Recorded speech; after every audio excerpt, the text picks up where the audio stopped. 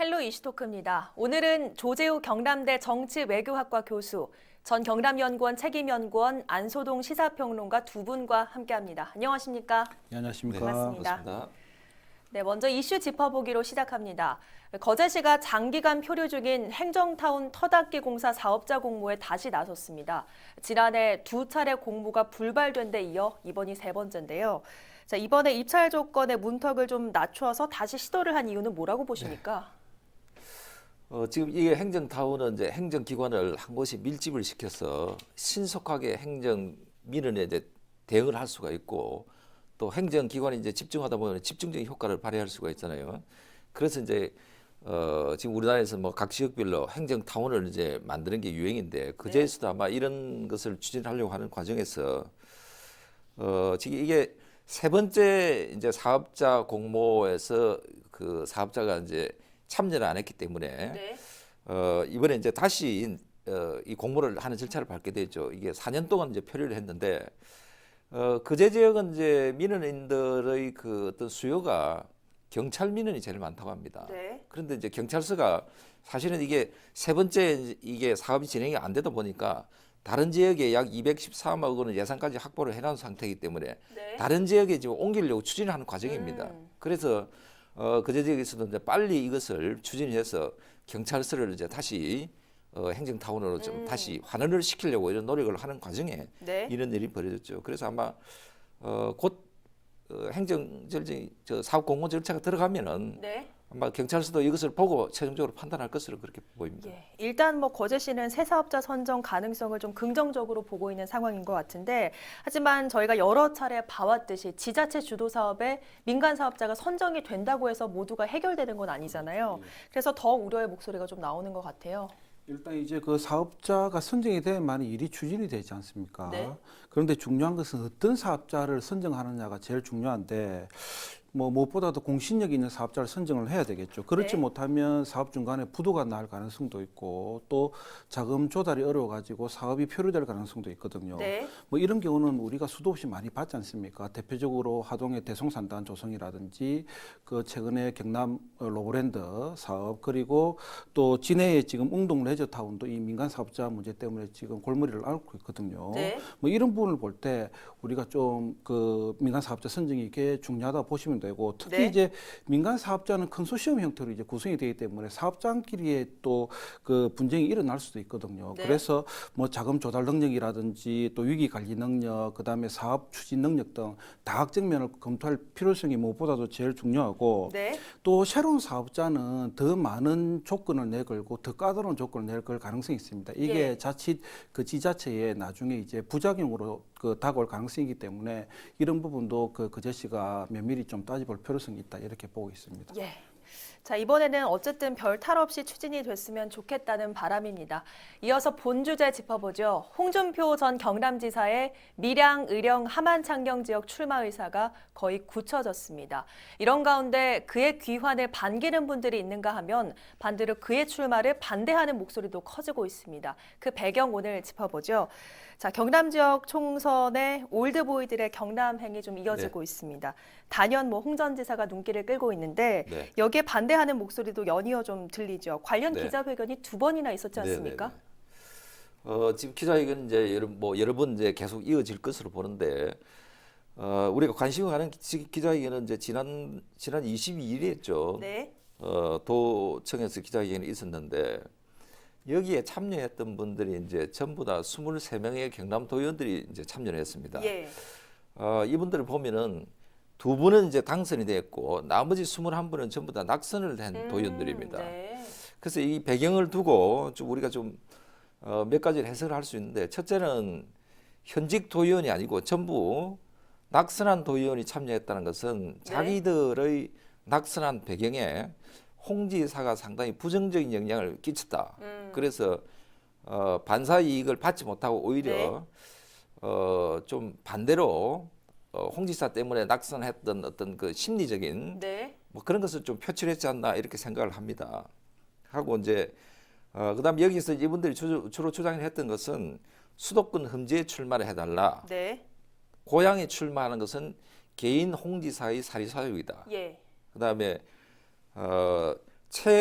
도지사 재임설의 소통 부재로 도민들의 불신을 많이 샀다. 이제 이렇게 평가를 하고 있는데 저는 이제 이것을 보면서 어떤 권력의 어떤 그 속성을 좀 볼 수가 있는데 홍 지사의 입장에서는 어떻게 보면은 굉장히 비참한 꼴을 당했다 네. 볼 수가 있겠죠.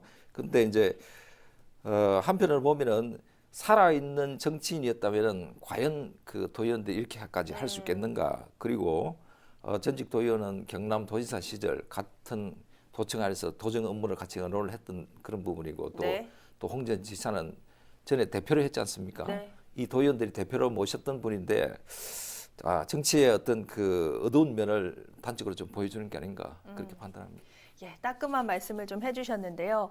자, 이번에는 이 기자회견을 직접 주도했던 10대 경남도의회 박병영 전 도의원과 잠깐 이야기 나눠보겠습니다. 전화로 연결돼 있는데요. 안녕하십니까? 예, 안녕하세요. 10대 전 도의원 박병영입니다. 네, 며칠 전에 자유한국당 소속 전현직 경남도의원 23명과 홍준표 전 지사의 출마 반대 기자회견을 하셨죠. 자, 우선은 그 배경이 궁금합니다.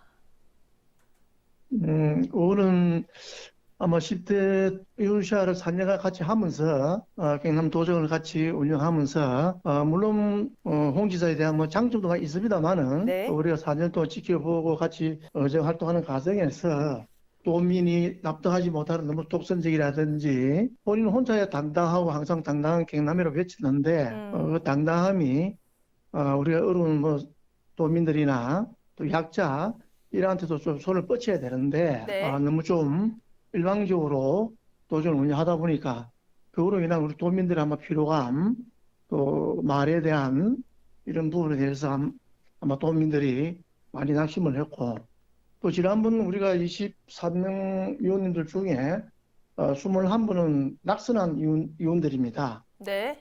지난번 지방선거 과정에서 우리 의원들이 도민들이나 시민들 만났을 적에 네. 그 당시에 물론 홍 지사 대표를 맡고 선거를 했습니다만은 도민들의 반응이 워낙 안 좋았기 때문에 그래서 전부 다 물론 뭐 기울어진 선거판을 했습니다만은 그로 인한 득표에 대한 확보를 못했기 때문에 일방적으로 뭐 김해나 뭐 창원, 양산 도시 쪽에서야 물론 뭐 어려운 선거였습니다만은 아주 아쉽게 낙선한 의원들이 상당히 많습니다. 네. 그런 부분들은 아마 우리 홍 지사께서 막말 내지는 독선적으로 하든 그런 게 아마 도민들한테 많이 작용을 했다고 그렇게 생각합니다. 예, 만약 홍 전 지사가 본인의 의지대로 미리 함장 지역에서 출마를 한다고 하면 이번 경남 총선에 어떤 영향을 미칠 거라 보십니까? 그래서 물론 뭐 출마하고는 본인이 뭐 결정하는 문제니까 그분이 알아서 결정하겠습니다만은 아마 뭐 중앙당에서도 이런저런 언론 통해서 여러 가지 말씀이 나옵니다만은 네. 물론 그분이 뭐 경선을 통과하고 후보가 된다면은 본인이야 충분히 뭐 당선이 안 되겠습니까만은 그러나 경남 전체 선거에는 좋은 결과를 못 준다 그런 인식이 많이 팽배되어 있기 때문에 아마 우리 경남 선거에 큰 도움이 되지 않는다 저는 개인적으로 그렇게 생각합니다. 예, 그러면 이번 기자회견에 동참했던 전현직 도의원들과 앞으로 이번 내용과 관련해서 또 다른 계획 있으십니까? 뭐 저희들이 기자회견 나와서 아직까지 다른 뭐 반응 이야기는 없었기 때문에 네. 만약에 다른 뭐 행태를 가져간다면은 차후에는 뭐 도의원들뿐 아니라 시의원들까지 가세해서 말씀을 하겠다는 그런 이야기도 있었습니다. 예, 알겠습니다. 오늘 말씀 고맙습니다. 네, 고맙습니다. 네, 10대 경남도의회 박병영 전 도의원과 이야기 나눠봤습니다. 자, 한국당 소속 전현직 도의원들 입장을 좀 들어봤는데 상당히 강경하게 보입니다. 사실 뭐 이와는 반대로 창녕과 함안 지역민들 중에서는 이 출마를 반기는 분들도 굉장히 많은데 자칫 이 경남 전체가 홍 전 지사 출마를 반대한다는 분위기로 이어가는 건 좀 경계를 해야 될 것 같아요. 네, 그렇습니다. 사실 이제 자유한국당의 입장에서 보면은 홍 지사만큼 뜨거운 감자는 없죠. 왜 그러냐면은 이 직전의 대선에서 가장 유력한 대권 후보로서 굉장히 득표도 많았지 않습니까? 네. 그리고 경상남도 도지사를 지냈고 이렇게 보면 자유한국당으로 봐서는 정치적으로 굉장히 영향력이 제일 큰 인물인데 어떻게 보면 지역 하만 창녕 지역에서는 아직 지금까지 이제 그쪽 출신 국회의원들이 네. 홍지사만한 그 거물급 인사가 없었죠. 그래서 한편을 보면은 지역 주민들 입장에서는 이렇게 이제 정치적 영향이 크고 거물 인사가 오면은 네. 지역 발전에 상당히 도움이 될 수도 있지 않나 이렇게 반기는 분들도 많이 있을 수가 있겠죠. 네. 그런데 어쨌든 당이나 그 도민들의 입장, 그다음 특히 이제 창녕 지역구 주민들의 입장에서는 섣불리 판단하기가 굉장히 어려울 것으로 저는 판단합니다. 예. 자, 작년에 홍 전 지사 출마가 거론이 됐을 땐 중앙당의 험지 출마 권유가 이슈였는데 이번에는 출마 반대 의견입니다. 특히나 한국당 소속 의원으로 활동한 분들이어서 좀 당혹스러운데 왜 이런 기자회견을 했다고 보십니까? 그런데 이제 기자회견 하신 분들이 이야기를 쭉 들어보면 홍 전 대표가 그 고향 그 출사표를 던진 것은 대의명분이 없다 이렇게 네. 이야기를 먼저 했고요. 그다음에 홍 전 대표가 그 지사 재임 시절에 불통의 대명사였고 이것 때문에 그 당원과 도민들로부터 불신을 받지 않았느냐. 네. 뭐 이제는 이제 홍준표라는 브랜드 가치는 경남 땅에서 떨어졌다. 더 네. 이상 뭐 경남에서 큰 이제 이슈를 뭐 제공할 그런 인물이 못 된다. 네. 물러서라 이렇게 이야기를 했고 또 그러면서 이제 수도권 험지에서 네. 보수의 바람을 일으켜 달라 이렇게 요구도 했는데 이 경남에서 가치가 떨어진 분이 수도권에서 그 바람을 일으키는 것 자체가 불가능하잖아요. 네. 예, 반대 의견을 낸 분들이 이 말이 보면 앞뒤가 맞지가 않고 어떻게 보면 좀 어불성설에 가까운데 왜 이런 의견을 냈냐면 이분들의 그 지난 지방선거 때 네. 대부분 다 이제 낙선을 했거든요. 예. 그러니까 그 지난 지방선거 때 참패를 안긴 장본인이 홍준표 전 대표인데 네. 이 홍준표 전 대표가 염치불구하고 이곳 경남에 다시 출마 선언을 하는 것 자체가 이분들 입장에서는 조금 불편하지 않았나 이렇게 네. 보이기도 하고 두 번째는 그다음에 이 도의원들은 정치적 행보를 지역구 자신이 속해 있는 지역구 국회의원들과 같이 하거든요. 네. 근데 이 지역구 국회의원들이 당내 친박 세력이라든지 아니면 한기환 대표와 밀접한 관계를 갖고 있으면 반응의 기치를 내걸고 이런 그 의사를 표명을 할 수가 있고 네. 특히 이제 총선이 이제 얼마 안 남았지 않습니까? 네. 현역 의원들 한교안 대표에게 잘 보일 수밖에 없어요. 예. 공천을 받기 위해서는 뭐 그래서 이런 게 복합적으로 작용해가지고 뭐 전현직 도의원들이 기자회견을 가지 않았나 뭐 이렇게 생각을 하고 있습니다. 예, 그렇군요. 자, 거물급 정치인인 홍 전 지사 그 성향으로 봤을 땐 이번 발언이나 요구 받아들일 가능성이 있다고 보십니까? 뭐 저는 뭐 절대 그럴 리 없다고 보고요. 네. 그 홍 전 대표 정치 경력이 20년이 넘습니다. 예. 뭐 국회의원을 4번 역임했고 그다음에 잘 아시다시피 경남도지사를 2번 역임했고 그다음에 네. 당 대표는 물론이고 그 지난 대선 때는 자유한국당 그 후보로 나선 분이지 않습니까? 그리고 잘 아시다시피 홍 전 대표는 정면 돌파를 그 마다하지 않는 분이고 그렇죠. 유한 리더십을 추구하기보다는 뭐 욕을 먹더라도 좀 직선적 리더십을 추구하는 그런 분이거든요. 네. 뭐 이런 분이 이제 도의원의 요구를 그 수용할 리는 만무하고요. 그 마이웨이의 마이웨이를 외치지 않을까 이렇게 저는 생각을 하고 있는데 네. 만약 이제 한교안 당 대표가 직접 이 홍 전 대표를 찾아가 가지고 공천 문제를 논의하고 네. 서로 또 윈윈하는 다른 방안을 제시를 한다면 뭐 모를까 전현직 도의원들의 그 요구는 아마도 저는 꿈쩍하지 않을 거라고 이렇게 생각하고 있습니다. 네, 말씀처럼 현재 홍 전 지사는 미리 함창에 털을 내리겠다고 선언을 했습니다. 한국당, 경남도당이나 중앙당도 고민이 좀 많겠어요. 일단 뭐 도당이 할 수 있는 거는 거의 없다고 보시면 될 것 같고요. 네. 그다음에 한교안 그 당 대표가 그 김영호 공천관리위원장이 어떤 해법을 내놓느냐가 이제 우리가 한번 지켜볼 필요성이 있는데 그 김영호 공천관리위원장이 지난 29일 날 뭐라고 이야기를 했냐면 네. 당 대표급 인사라든지 그다음에 이제 강력자치단체장 출신 인사는 네. 이 당의 소중한 자산임에는 틀림이 없다. 그렇지만은 공천과 관련해서는 네. 그분들이 신청하는 것을 그대로 받아들이지는 않겠다 이렇게 네. 표명을 했거든요. 아마도 홍준표 전 대표하고 김태호 전 지사를 이제 겨냥한 것으로 보여지는데 네. 이런 분위기에서 이제 그 홍 전 대표나 그 김 전 지사 같은 경우 단수 공천은 쉽지 않다 이렇게 저는 보이고 있고 네. 서로가 한 발짝씩 물러서서 뭐 경선을 치르면 제일 좋은 방안인데 이것도 이제 두 분이 워낙 건물급이다 보니까 이것도 좀 쉽지 않은 그런 형국이라 보시면 될 것 같아요. 예.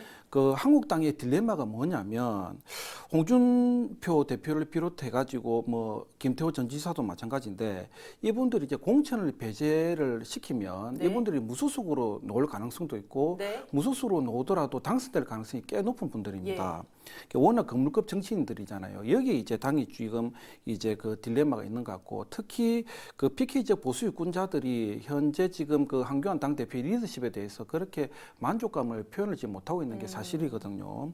이런 게 이제 여러모로 이제 복합적으로 작용하다 보니까 네. 뭐 중앙당에서 조금 이제 딜레마가 있지 않느냐 이렇게 보이고 있습니다. 예. 자, 홍 전 지사와 더불어서 지난 목요일 국회에서 출마를 공식 선언한 김두관 전 지사, 또 거창 출마를 준비하는 김태호 전 지사도 주목을 받고 있죠. 네. 경남이 이제 뭐 글자 그대로 대한민국 정치의 제1번지로 이제 부상을 하고 있습니다. 예. 김두관 전 지사, 홍준표 전 지사, 김태호 전 지사, 전직 경남도지사 세 분이 이제 다 뛰어들었죠.